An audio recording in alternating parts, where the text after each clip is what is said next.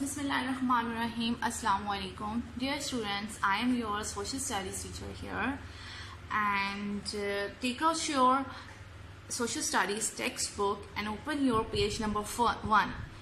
And on page number 1 we have for our first chapter, that is our country in the world, right? The map below shows the continents of Europe, Asia and Africa. कह रहे हैं ये जो आपका map है ये आपको किसको शो कर रहा है? कॉन्टिनेंट्स को, यूरोप के, एशिया के और अफ्रीका के. Pakistan is strategically located as a link between the Islamic bloc to the west and the north. कह रहे हैं कि पाकिस्तान को इस तरह से लोकेट किया गया है, स्ट्रैटेजिकली मतलब इस तरह स्ट्रैटेजी से लोकेट किया गया है कि वो एक लिंक बन रहा है किनके दरमियान, बिटवीन इस्लामिक ब्लॉक क्या होता है? आपके ग्रुप ऑफ कंट्रीज होते हैं, ठीक है. अब इस्लामिक है तो इसका मतलब है कि इस्लामिक कंट्रीज के जो ग्रुप है, पूरा एक ग्रुप, उसको ब्लॉक कहते हैं, कि लिंक है आपके टू द इस्लामिक कंट्रीज के दरमियान में, to the west and the north, जो कंट्रीज वेस्ट एंड नॉर्थ में हैं उनके दरमियान, and the south Asian countries to the east, और साउथ एशियन कंट्रीज जो किस में है? ईस्ट में. Also note the location of Saudi Arabia in relation to the Islamic countries around it. अब आप सऊदी अरेबिया की भी लोकेशन देखें और इसके इर्द गिर्द जितने भी इस्लामिक कंट्रीज हैं उनको भी देखें. What does this explain about the spread of Islam? अब आप ये सोचें कि ये किस इस्लाम के बारे में, जिस इस्लाम स्प्रेड होता है इसके बारे में ये आपको क्या इंफॉर्मेशन दे रहा है, right? This is a map of Europe, Asia, Africa land mass showing the Islamic countries. अब वो क्या कह रहा है कि ये आपका मैप जो है ये Europe, Asia, Africa land mass show होंगे. हमने पहले ही बताया, ऊपर हमें क्या दिया गया, ये आपके कॉन्टिनेंट्स को शो कर रहा है, यूरोप, एशिया और अफ्रीका के. अब यहाँ पे वो कह रहा है कि लैंड मैस शो कर रहा है. इस land mass showing the Islamic countries coloured green. अब जो इस्लामिक कंट्रीज हैं जितने भी, वो आपके पास ये जो कलर पार्ट है ये सारे क्या हैं? आपके इस्लामिक कंट्रीज हैं. और बाकी जो साउथ एशियन कंट्रीज हैं वो आपके क्या हैं? स्ट्रिप्ट हुए हैं, ठीक है. ग्रीन कलर जो है वो आपको किसको शो कर रहा है? आपके इस्लामिक कंट्रीज को. और बाकी जितने भी स्ट्राइप्ड आपके एरियाज हैं वो क्या हैं? आपके साउथ एशियन कंट्रीज हैं, right. Now turn your page again. On page number 2 we have a map that shows the Pakistan and its neighbouring countries. अब पाकिस्तान और उसके नेबरिंग कंट्रीज को जो है ये मैप शो कर रहा है. पाकिस्तान की कितने नेबरिंग कंट्रीज हैं? 4. कौन कौन से? एक अफगानिस्तान, चाइना, ईरान और इंडिया. ये देखें, ये बीच में पाकिस्तान है, इसकी इस तरफ चाइना, इस तरफ ईरान, यहाँ पे अफगानिस्तान, यहाँ पे India, right. This map shows the sub continent and its neighbouring countries. क्या कह रहे हैं जी? ये मैप आपके सब कॉन्टिनेंट, सब किसको कहते हैं? एक पार्ट को. पहले तो हमने मैप जो देखा वो कॉन्टिनेंट को शो करा है. कॉन्टिनेंट मतलब वो खुद बहुत बड़ा होता है. अब जब उसके पीछे वर्ड सब लग गया, उस सब का क्या मतलब होता है? उस कॉन्टिनेंट का हिस्सा, राइट. सब किसको कहते हैं? पार्ट को. अब ये मैप आपके सब कॉन्टिनेंट को शो कर रहा है और उसके नेबरिंग कंट्रीज को शो कर रहा है. The subcontinent is largely shut off from the rest of Asia by deserts in the west. आपका कट ऑफ हो गया है rest of the Asia by deserts in the west and by the Hindu Kush, the Karakoram and Himalaya mountains in the north west and north. यहाँ पे आपको जो हिंदू कुश और आपको सारे जो हैं वो दिए गए हैं कि ये इनसे जो है वो क्या हो गया? कट ऑफ हो गया है.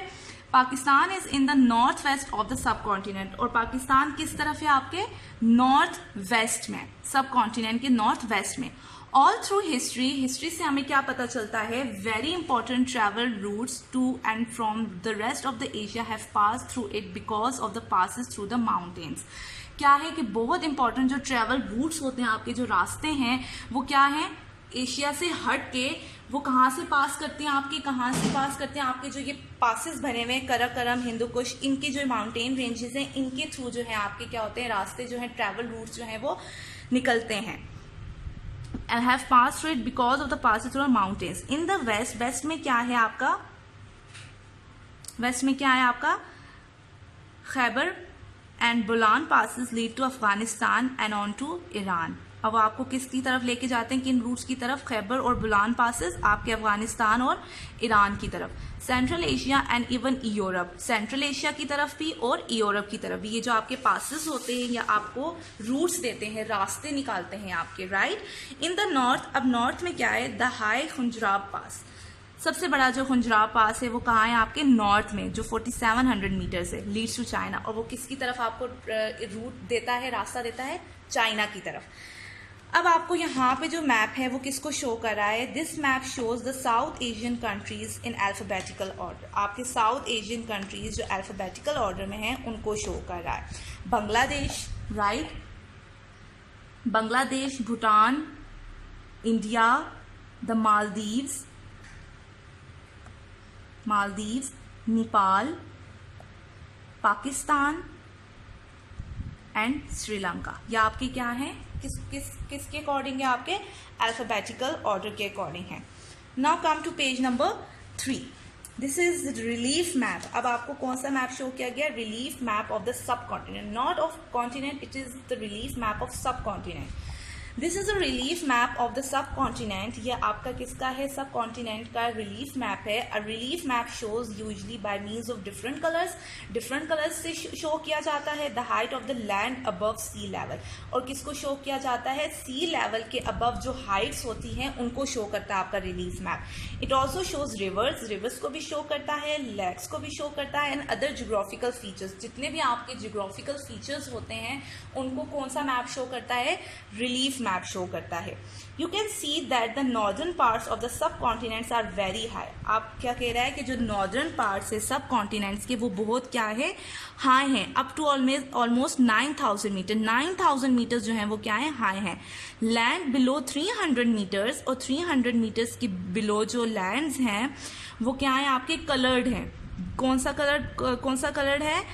ग्रीन कलर है। जो 300 से नीचे की तरफ बिलो जो 300 है वो आपको कौन सा? ग्रीन कलर पार्ट शो किया गया। And this is usually the most fertile area because there is plenty of water for crops.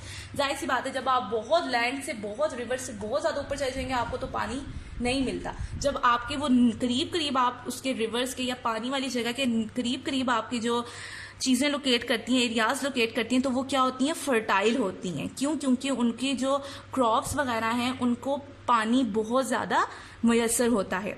Desserts are also coloured green. Deserts को भी ग्रीन कलर में शो किया गया है because they are usually below 300। क्यों? क्योंकि ये भी 300 मीटर से अमूमन तौर पर क्या होते हैं? नीचे होते हैं इन हाइट इनकी नीचे होती है। But they have brown dots to show that they are of no use for farming.